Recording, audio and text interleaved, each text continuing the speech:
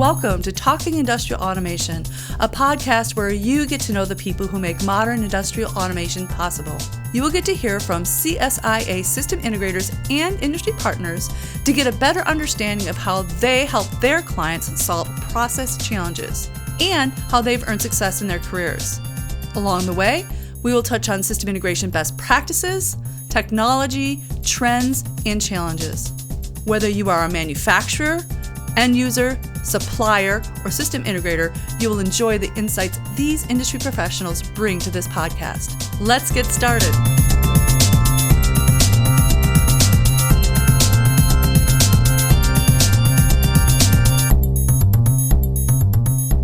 Hi, my name is Lisa Richter, the host of Talking Industrial Automation, a podcast where you get to know the people who make modern industrial automation and processing possible.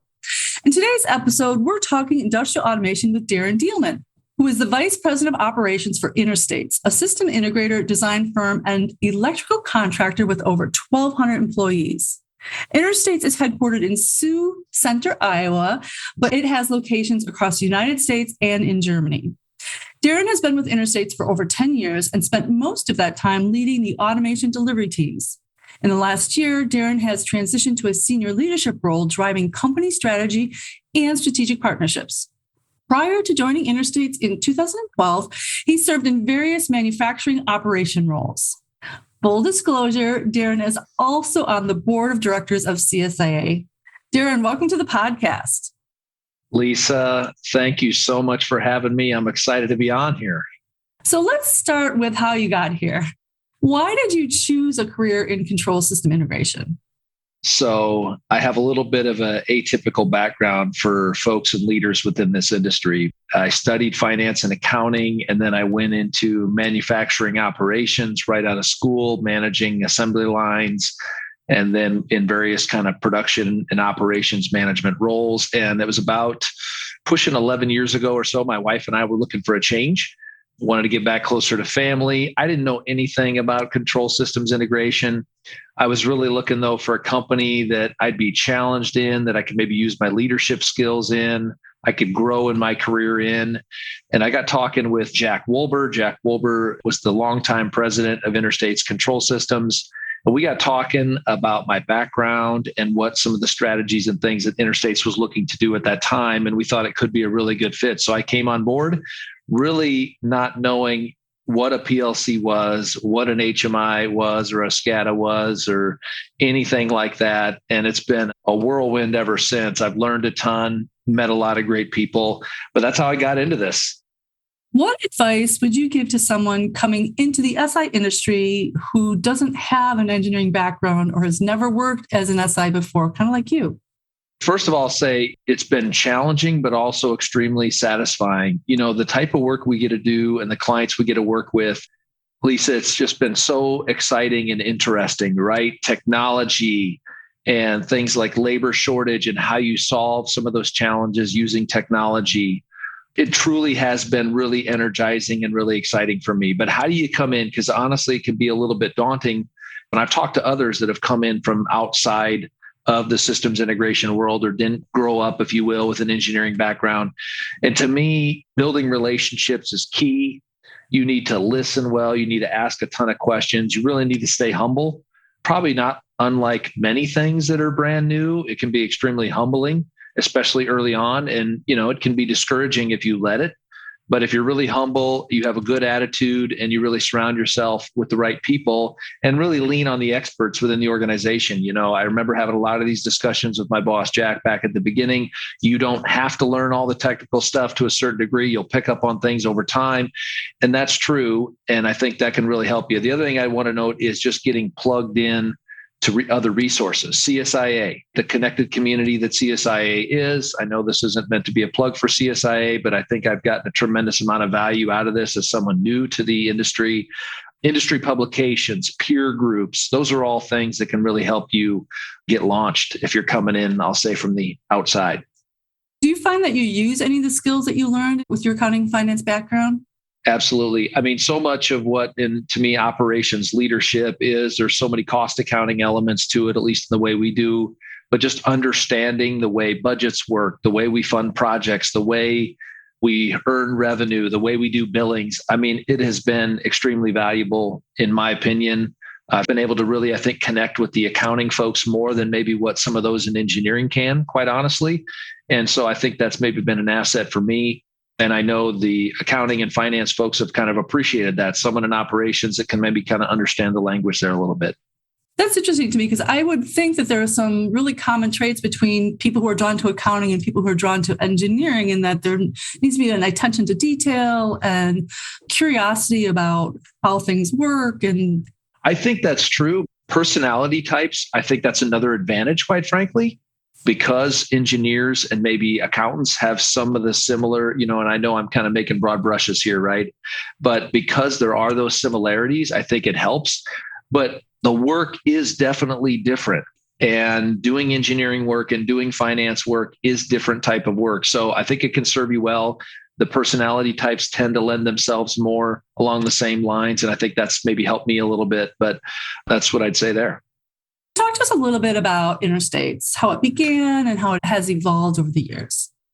I've been around just 10 years. We have a lot of long tenured people. Interstates was founded way back in 1953. So next year, we're going to celebrate 70 years in business. And it started with a guy named John A. Franken, who was selling TVs out of his garage. And back in the early 50s, when most homes, were starting to get television sets in them, he got into that. Then he got into residential wiring. Eventually, he started hiring folks. They got into commercial wiring. I think it was sometime in the late 60s or early 70s, then got into power engineering. And then for a while, we were known as Interstates Electric and Engineering Company. I think it was in the early 1980s, we hired our first programmer and started building panels or doing things within panels way back when. And then what at the time was our systems integration business unit was incorporated in 1996.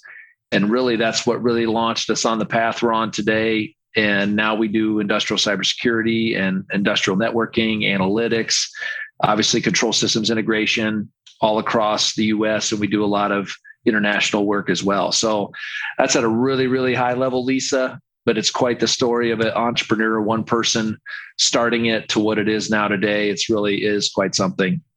Yeah, it's pretty hard to condense 70 years worth of company history into a 1-minute answer, that's for sure.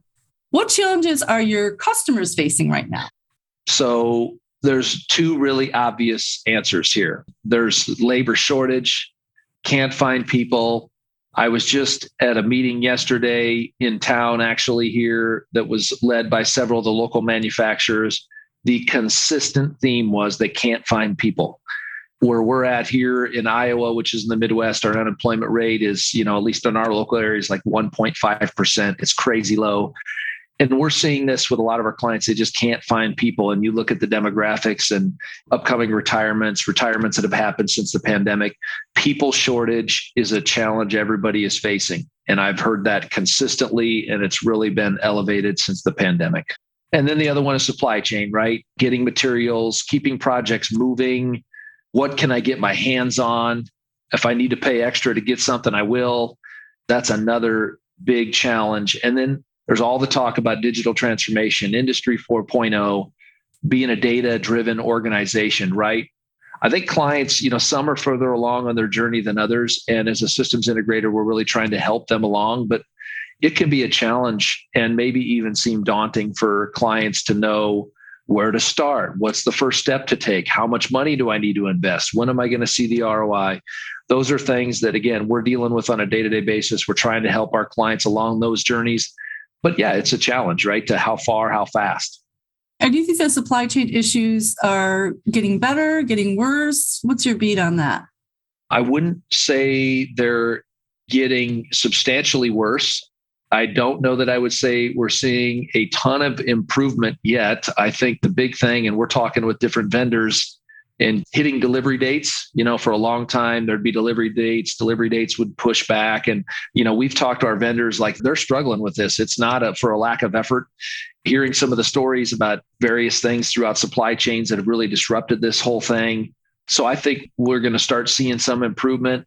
It hasn't got that much worse, but the big thing is trying to get it. So when we tell a client, hey, you're going to be able to get this particular part by X date, that we'll actually get it by that date. So I think this is going to be a wave we're going to ride for a while here, though. That's kind of what we're hearing, and I think what's going to happen for a while yet.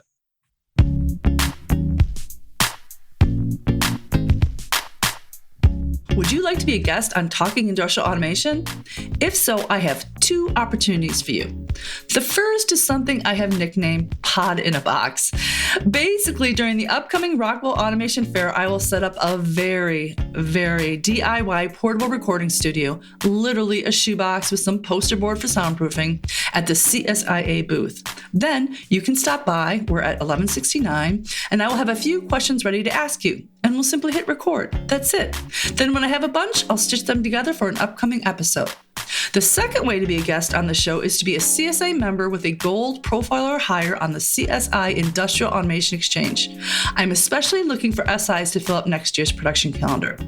Okay, time for me to get back to building my contraption. Oh, one last thing. If you are attending Rockwell Automation Fair, please come to the CSA Meetup and Happy Hour after the show floor closes on Wednesday.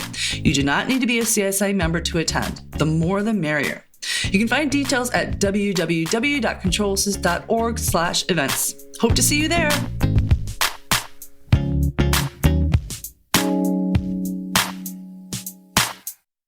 Much of your business would you say is repeat? And for those who do repeat, why do they come back? It's something we take a lot of pride in. We run a very high repeat work percentage. Interstates has typically ran over 80% repeat work, Lisa. And that really is across the board. When you look at even from our construction to the systems integration side, we run a really high repeat percentage.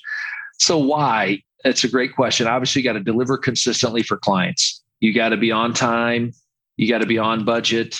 Partnerships are a huge deal to us. We really try to take a partnership approach to our clients, understand where we could add incremental value to their projects, whether we're getting paid additional dollars for that or not. So I think our clients stick with us because we've shown, even when we've maybe had projects that have been challenging on our end, that we stick with it. Even if it means putting in additional time, additional dollars, we're going to do that. We're going to finish strong for clients. And I think we've done startups really well. And I think being able to do electrical along with automation, some of those other services all together has helped us with that as well. What would you say is the smartest decision your company has made recently? So I'll throw out a couple things, Lisa. Over the last year, we've really been looking at innovation and what is our process around innovation, research and development, the process of idea generation through launching new offerings and putting those in the marketplace for our clients. We really want to be innovative for our clients. What we call our why statements. One of those is pursuing a better way. And one of the other ones is making a difference with our clients. And we know if we're not innovating, we can't do that well. So really over the last year, we took a step back and looked at, hey, how are we structured? Are we getting the best ideas? How are we running those ideas through a system? And we've really been looking at the scalability of that process. And we just actually recently hired a new director of innovation, actually this week in November was the first day for him. And I'm really excited to see how that process can now scale in the future. And I think it will position us well. So that's one thing. The other thing I wanted to note, smartest decision now, there's maybe a not smart part to this, but late in 2019, we did a pretty major restructure, and we don't do restructures around Interstates very often. So the not so smart side of that is if you knew a worldwide pandemic was coming, like 4 months later, I wouldn't recommend doing a major reorg, but that's what happened. That's the way it ended up panning out. But why that was smart, again, it was around scalability and about really being an agile organization. So we moved to more of a helix org structure with a lot of different teams that are agile in nature. We launch teams. We're quick to disband teams if they're not needed anymore. So we've really moved away from this hierarchical org structure that now, as we've kind of gone from initially a really small company, getting into more of a mid-sized company with a lot of different specialties and a lot of different focus areas, it could become siloed in nature. So the move to go this route, I think, has really positioned us well, especially coming out of the pandemic, to be able to quickly mobilize, get our people in the right spots. I think that has really served us well, not without its challenges, right? Of course, you don't go through a major reorg without some challenges, but I think that has been smart, and it's been better for our clients long-term as well, Lisa. Talk to me a little bit more about how Interstates have grown and changed in the past year. And what are your expectations for the company in the next year or two? So a couple of years, we really stayed flat through the year of the pandemic, which I think in general was a win. The last year, we've seen substantial top line growth, and that's been challenging. We had a lot of pent up demand with projects being delayed, kind of coming out of the pandemic, and things really ramped up quickly. So we've been trying to deliver on all that work for our clients, first of all. So that's been a big challenge, along with the supply chain challenges and adapting to the new way of working. That's been a big focus the last couple of years. We use the term, what's the best place for people to do their best work? We really have leaned into that, especially since the pandemic. We have a lot more people fully remote and or hybrid remote roles than we did before the pandemic. To me, it's like the pandemic just dumped rocket fuel on what was already happening. It just escalated things so much faster. So we really had to grow and adjust and adapt to that. And again, I think that's where some of the move to being more of an agile organization has helped us, Lisa. But being able to deliver on the growth while being strategic and forward thinking and sort of dealing with some of those key things coming out of the pandemic has really been the focuses over the last year or two. What's it look like for the next 12 to 24 months? We're going to still continue to navigate the supply chain challenges like we talked, really focusing on employee engagement, retention, recruiting the best people, regardless of location. Those are going to continue to be focuses. Our workload is strong.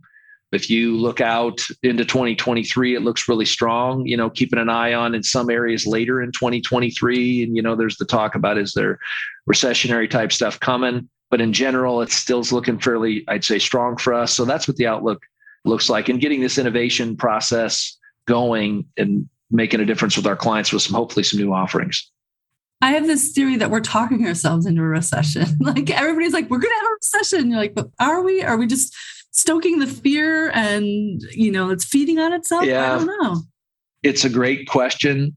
I don't know the answer to that. Yeah. And it all depends on who you ask and what metrics you look at, right? I mean, you look at GDP growth and around that, and then you look at unemployment. And so, it'll be really interesting to see what, with interest rates rising and what impact does that have on businesses. But, I think we're still seeing some of the effects of the pent up demand from COVID and project delays that are now really just going like crazy. So, we're in the Midwest primarily here. So we got a lot of agriculture and food and beverage based stuff. And those things seem to be pretty strong. And obviously there's a lot of focus around renewable energy.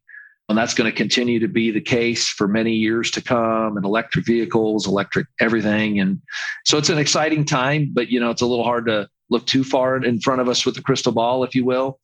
But yeah, we've got some exciting strategies, I think, and will carry us forward here in the future. If COVID taught us nothing else, it's that you really can't plan too far into the future. You just never know what's coming down the pike. That's right. Switching gears a little bit, let's talk about your advice for somebody who might be looking to hire a system integrator. How would you recommend that person go about choosing an SI? Just a few things to consider, right? I think you need a systems integrator that has a strong track record of delivery, Lisa, that has the size and the capabilities to do what you need to have done. Another key thing, I think, is industry expertise. Who understands the type of work you're doing? Those are really strong things to consider. And this is maybe my plug for the way we run our organization, but really integrators that have a partnership mindset. To me, selecting a systems integrator, it's a big decision, and it's not unlike some other big decisions, right? If you're just simply out there trying to find the lowest cost or pick any number of things that really are transactional in nature, you can win in some areas, and doesn't mean a project can't go well. But if you're really looking at, I'm going to need a partner for maybe multiple years, I'm on this digital transformation journey, and this project is one step in that, I think having a partner that you can trust, that can be straight with you and be honest with you, isn't just trying to sell you on the next PO. So really, truly that partnership mindset that's going to maybe give you advice, even if it's not in their best interest. Those would be things I'd look at and consider when you're talking with some systems integrators.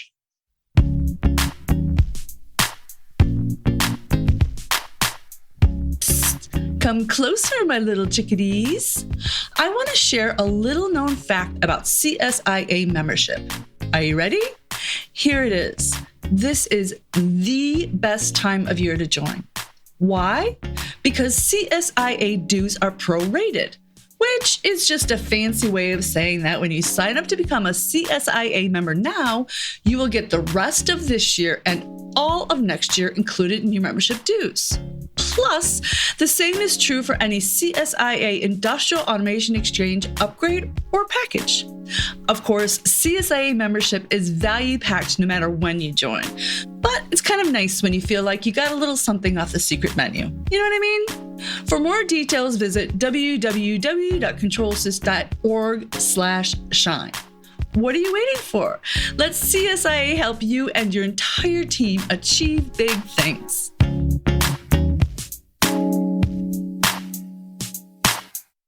In your opinion, what is the biggest challenge facing the automation marketplace today and maybe in the future? To try to narrow that to one is a challenge. Actually, I had a discussion about this with my peer group here not that long ago, and it was interesting, the different answers. I think people, engineering, technical talent, that's what I would say is the biggest challenge facing the marketplace right now. I think demand is there. I think demand will continue to come. So I think that's the biggest challenge. I think navigating all the talk over the years about IT, OT convergence, and a lot of industrial systems integrators have really been more OT focused. Many of these data initiatives and other initiatives could be more corporate driven. They may be IT driven. And so how systems integrators navigate some of that, maybe that landscape in the future, I think will be key and could be a challenge depending on what your particular services are. Switching gears yet again, let's talk about me. Why did Interstates become a member of CSIA? So it really obviously predates my time. Interstates and, has been tied in with CSIA for a long time. And Lisa knows that. And we've obviously had a great relationship with and appreciation for the Control Systems Integrator Association. Why?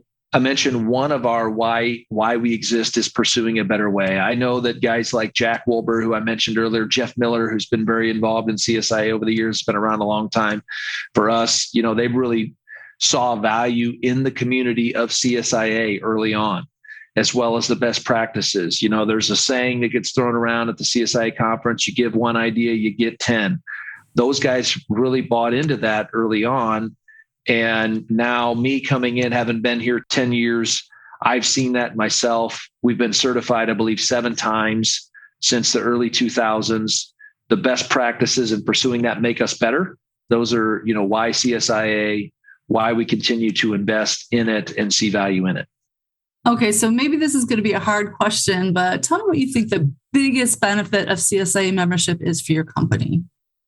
I think the community and the networking and the best practice sharing that happens at the conference in particular, but then spills over outside of it, I'm going to say that. And I'm a fan of the best practices. So, let me just put it that way.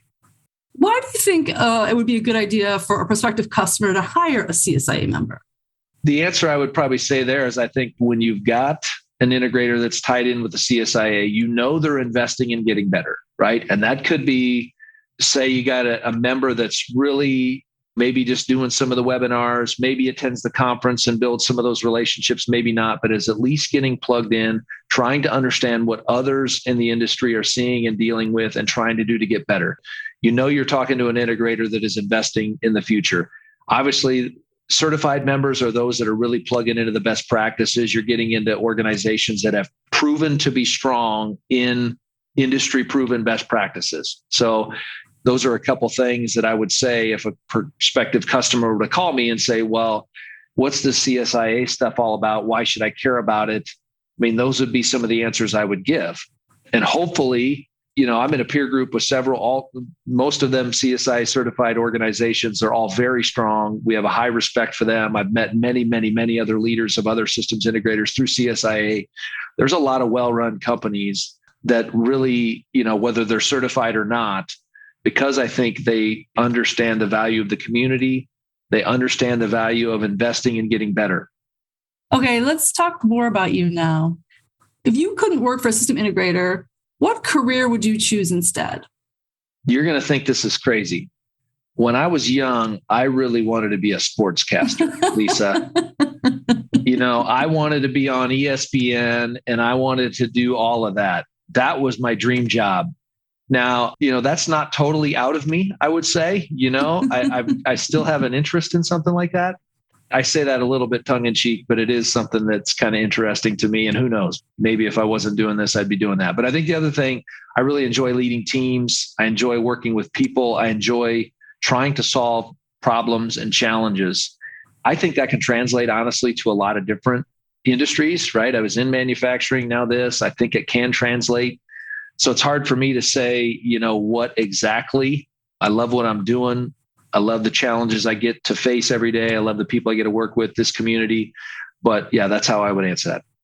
What's the best advice you could give your younger self just getting started?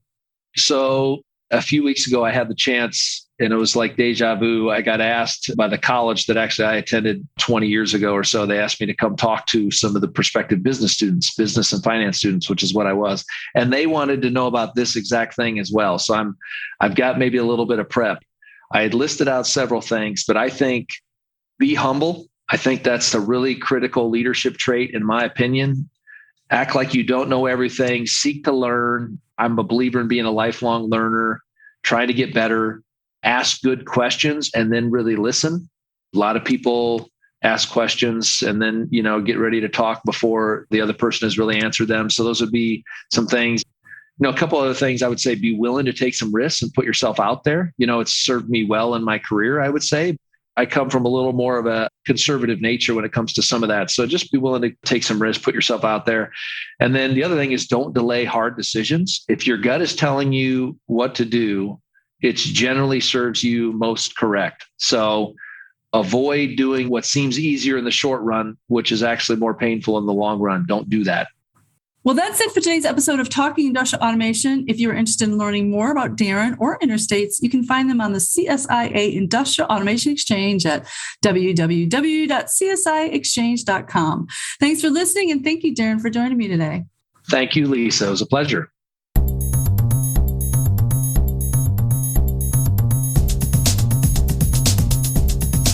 If you enjoyed this podcast, please subscribe in Apple Podcasts, Stitcher, Google Podcasts, or wherever you listen to podcasts.